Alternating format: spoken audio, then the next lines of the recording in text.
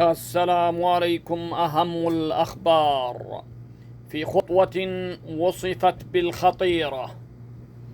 بدأت السعودية أول تحرك فعلي لها ضمن مساعيها لجعل محافظة حضرموت إقليما ذاتيا مستقلا، تمهيدا لضمه إلى أراضيها لاحقا.